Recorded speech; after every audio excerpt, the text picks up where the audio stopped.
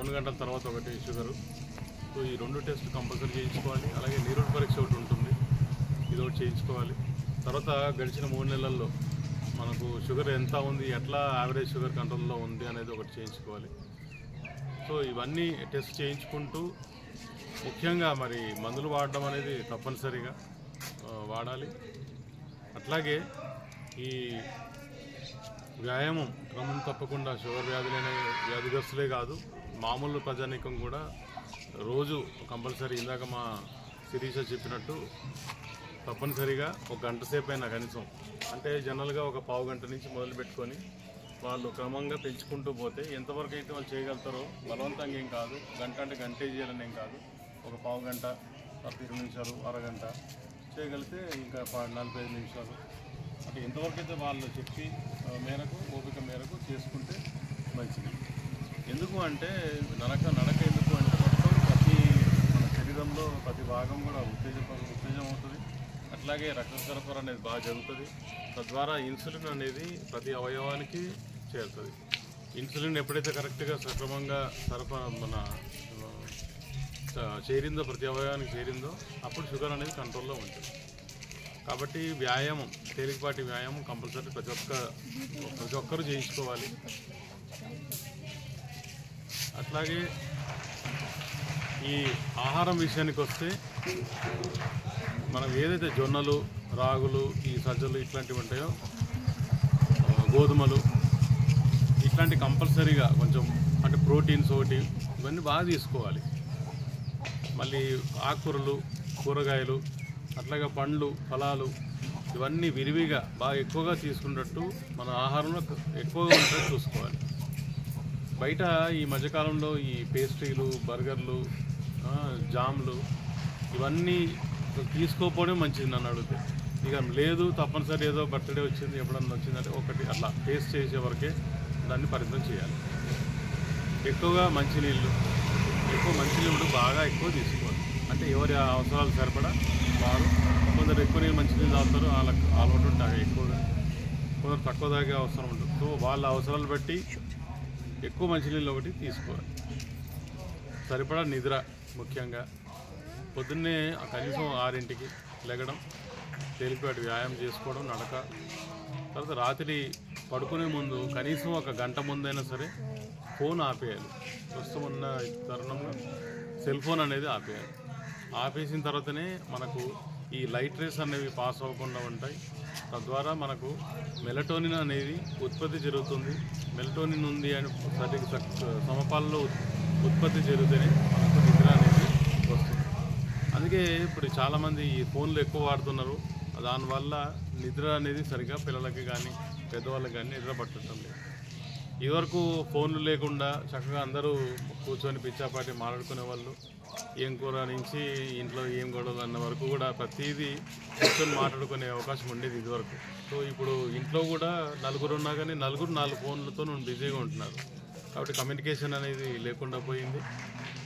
అంటే ఇవన్నీ ఎట్లా అంటే మానసిక ఒత్తిడి అనేది తగ్గే మార్గాలు అన్నమాట. అందరూ కూర్చొని మాట్లాడడం, ఇప్పుడు ఇదివరకు ఊర్లలో కూడా ఒక రచ్చబండ మీద వచ్చి కూర్చొని మాట్లాడడం, ఇవన్నీ ఏంటంటే మనము సమస్యల్ని పరిష్కరించుకునే విధం ఒకటి. అట్లాగే మనకు ఏమన్నా స్ట్రెస్ ఉన్నా, టెన్షన్లు ఉన్నా తగ్గే ఉపాయాలు ఇవన్నీ కూడా. సో ఇవన్నీ నేటి తరుణంలో సెల్ ఫోన్ వాడకం ఎక్కువైపోవడం వల్ల కొంచెం చెప్పాలంటే బాగా ఈ సమస్యలు, కొత్త సమస్యలన్నీ పిల్లల నుంచి పెద్దవారు వరకు కూడా తెచ్చుకోవడం అనేది జరుగుతూ ఉంది. సో కాబట్టి ఆహార విషయం, అట్లాగే ఎక్కువ నీళ్ళు తాగడం, వ్యాయామం చేసుకోవడం. ఏమన్నా లక్షణాలు, మరి షుగర్ వ్యాధి లక్షణాలు అంటే మనకు ముఖ్యంగా తరచుగా మూత్రం వెళ్ళడం, ముఖ్యంగా రాత్రి పడుకున్నప్పుడు కొంచెం ఎక్కువగా ఫ్యాస్కి లెవెల్స్ వస్తుంది, అదొకటి. అట్లాగే మరి ఎక్కువ మూత్రం వెళ్తున్నారు కాబట్టి దప్పిక కూడా బాగా ఎక్కువ అవుతుంది.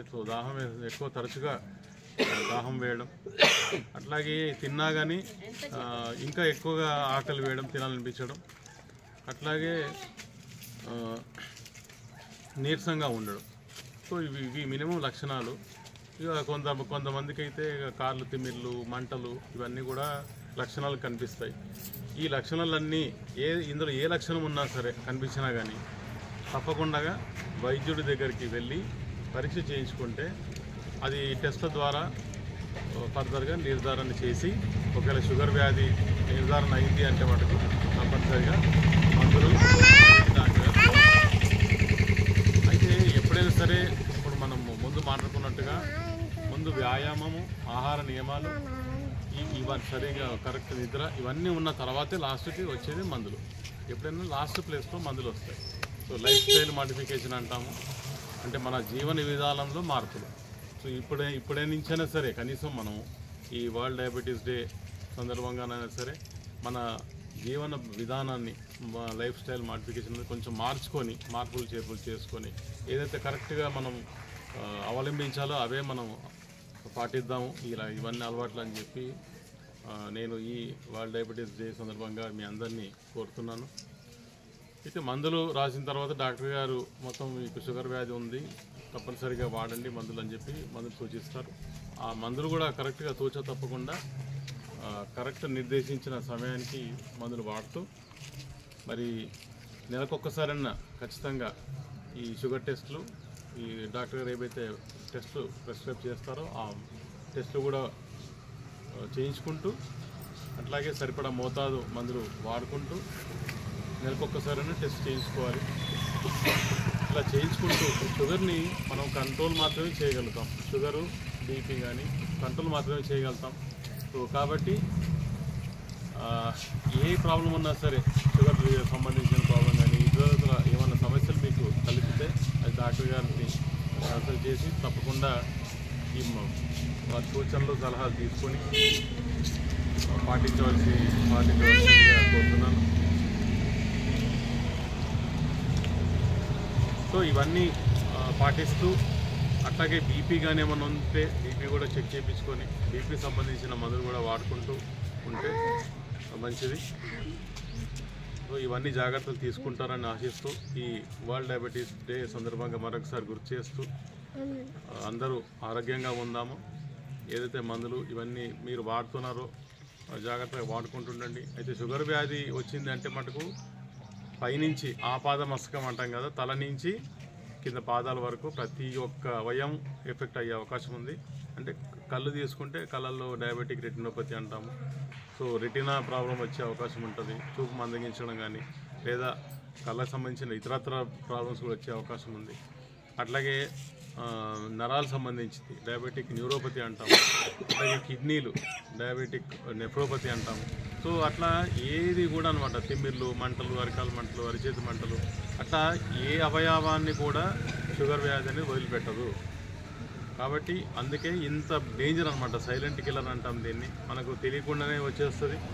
వచ్చిన తర్వాత దాని ఇబ్బందులు అనేది స్టార్ట్ చేసుకుంటూ ఆర్గన్ డ్యామేజ్ అయ్యే వరకు కూడా అవకాశం ఉంటుంది. ఆర్గన్ డ్యామేజ్ అయ్యే వరకు అంటే ఆర్గన్ కూడా పనిచేయడం మానేస్తుంది అనమాట. సో అట్లా లోపల ఉన్న ఏ అవయవాన్ని కూడా వదిలిపెట్టకుండా దాన్ని సైలెంట్గా చేసుకుంటూ వెళ్ళిపోతుంది.